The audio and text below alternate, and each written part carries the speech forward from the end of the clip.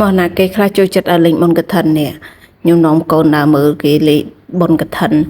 អើយនៅនេះអើយអត់បុណ្យកឋិនអូយអ្នកលក់នឹងមកពីណាទេថាច្រើនហ្មងណាចឹងអើយដូចនិយាយចឹងអ្នកលក់ច្រើនតែមិនប្រកាសថាលក់ដាច់គ្រប់គ្នាទេអ្នកខ្លះក៏ដាច់អ្នកខ្លះក៏ដាច់ចឹងណាហើយកូនបើខ្ញុំនេះមិនហាំងទៅណាឃើញវីដេអូណាឃើញក៏ឈុតនឹងបើគាត់ឆ្លាញ់តែអាហ្នឹងនឹងធ្វើមិនកៅផ្សេងមានឲ្យគាត់ស្លៀកកៅផ្សេងម្ដងបខំគាត់ដូចស្អីចឹងគាត់ឆ្លាញ់តែឈុតរបស់គាត់ហ្នឹងហើយឈុតហ្នឹងនឹងមិនអត់ទៅទិញនៅពេញគាត់អ្នករើខ្លួនគាត់ទេណាមិនយើងអ្នករើឲ្យចឹងមិនថាអូយស្ដេចមនុស្សនេះលបងរៀបបាធំអីដាក់ឲ្យក្មេងៗរំលេងតែអត់រៀបកន្លែងពីក្បាលល្ងាចពីអីហើយឡើងមី7 8ឯងបានរៀបកន្លែងឲ្យអត់ដាក់ភ្លើងដាក់អីទេនឹងឈឹងអាណាគេរំជួលទៅបាសមកខាតតលុយយើងរៀបកន្លែងប្រុងប្រៀបឲ្យហើយចឹងទៅវាមានអីដល់ពេលអត់រៀបពេលចឹងងឹតឈឹងនេះ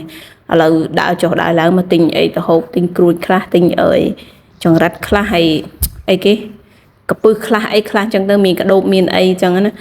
ចង់និយាយថាអត់មានអីទេទោះរបស់មកពីណាក៏ដោយនេះយើងនៅឃើញថាអោះវាអាចថាប្រជាជនខ្មែរយើងចាំខ្លះអីខ្លះចឹងណាយើងទិញហូបទៅហើយនេះអើយបាយតំណើសាច់អាំងកពឹសគេធំតែ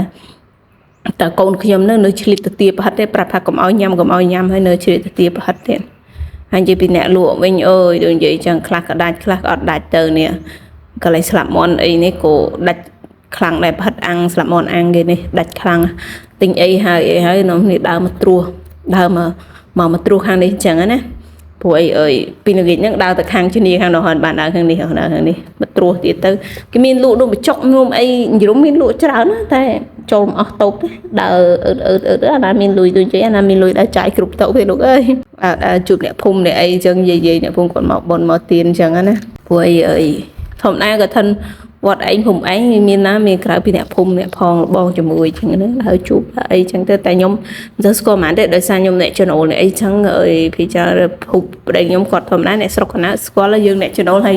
គេក៏ទៅនៅផ្ទះគេយើងនៅផ្ទះយើងហើយអើយនៅស្រុកណែអើយដូចចង់និយាយថាដូចអ្នកផ្សារអញ្ចឹងខ្ញុំមកតំបងខ្ញុំរៀងចពើដែរផ្ទះណាផ្ទះហ្នឹងលបងចិត្តឈឹងនៅដល់ឯងព្រលឹមចាញ់ប្រឡប់ចូលធ្វើការរៀងខ្លួននិយាយឡើងចូលផ្ទះអញ្ចឹងណារៀងសិក្សាអីតបងប្អូនអីចឹងទេក្រៅពីហ្នឹងមិនសូវទេដោយសារអីគេដូចថាគេរូបបែបរៀងបែបអ្នកផ្សារអញ្ចឹងណាហើយនេះឥ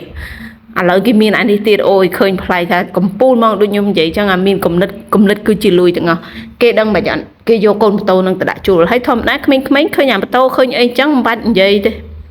ថាកូនគេថាកូនខ្ញុំដែរអត់សូវហ៊ានទៀតដោយសារអីអត់តចេះជិះទេបើសិនជាមានអាពួកឡានពួកអីហ្នឹងដឹងត្រៀមតឥឡូវចេញមកវិញហើយស្ទះឡានហងអីផងហើយអ្នកលក់នេះខ្លះគ្នាអត់ដាច់ទេអេសម៉េសអញ្ចឹងណាដល់ពេលអញ្ចឹងអាណិតដែរតែដឹងធ្វើមិនទេអាណាមានលុយជួយទិញគ្រប់កន្លែងអញ្ចឹងណា